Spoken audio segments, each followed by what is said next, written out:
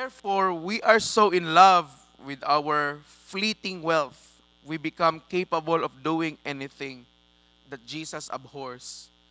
Manang nahigugma kay ta pag-ayo sa atong mga bahandi nga lumalabay lang ba kung sa bugoy pa na nga pagkaistorya ka ng kwarta sa hangin. Maway ta panahon sa eleksyon.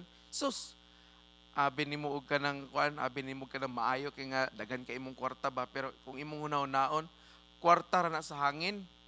Pero unsa imong gibaylo ana nga kwarta sa hangin, imong relasyon nimo sa imong silingan, nadaot, imong relasyon sa imong igsuon, nadaot, sa imong parinting, ano man tungod kay lahi ang inyong gipambutaran, ana nag-away lang mo tungod sa politiko.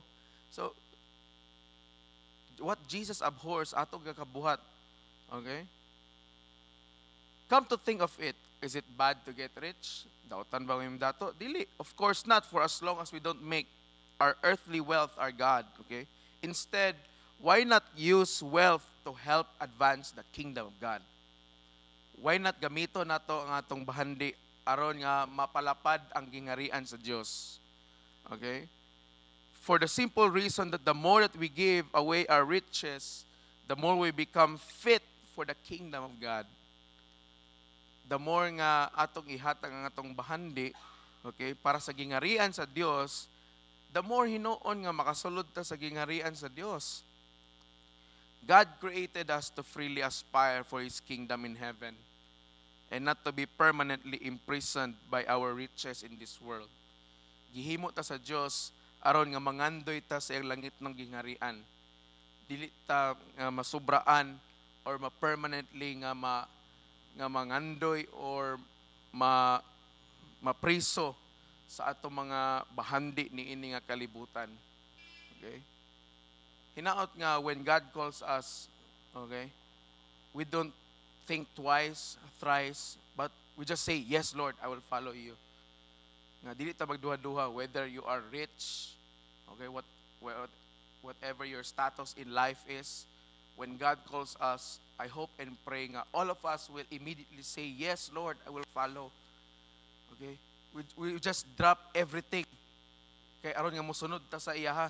Para sa mga disipulo ba, sa mga unang disipulo, they just dropped their nets and then went with Jesus. Okay? Ingana ang tatong attitude sa calling sa Ginoo. Nga dili na ta magunaw-una nga, ala, Ginoo, daw bi akong pamilya, musunod ko nimo. Lord, daw bi ang akong mama, akong papa. Ala, daw bi Lord akong mga anak. Okay? Akong kwarta, Lord, akong trabaho. Okay? Kay kung atong yung sabton pag-ayo, no? The one who called us is not just anybody.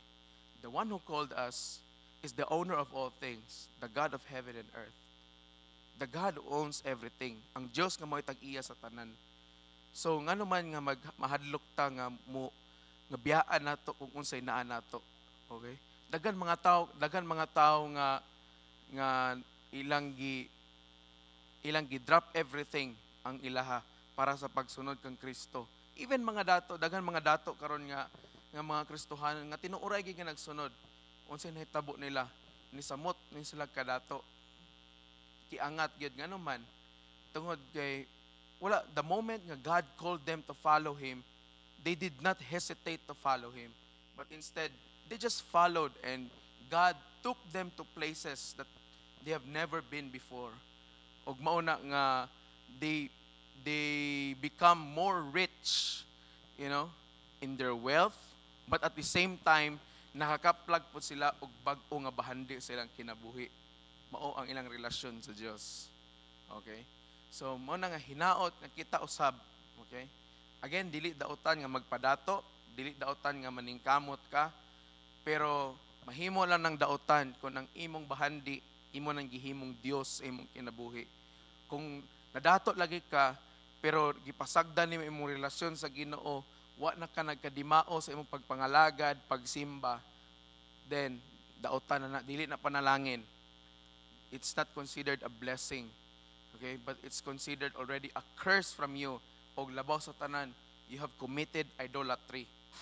So mauna nga mga igsoon nga our earthly riches is nothing compared to our heavenly treasures. Amen ba mo ana? Please stand.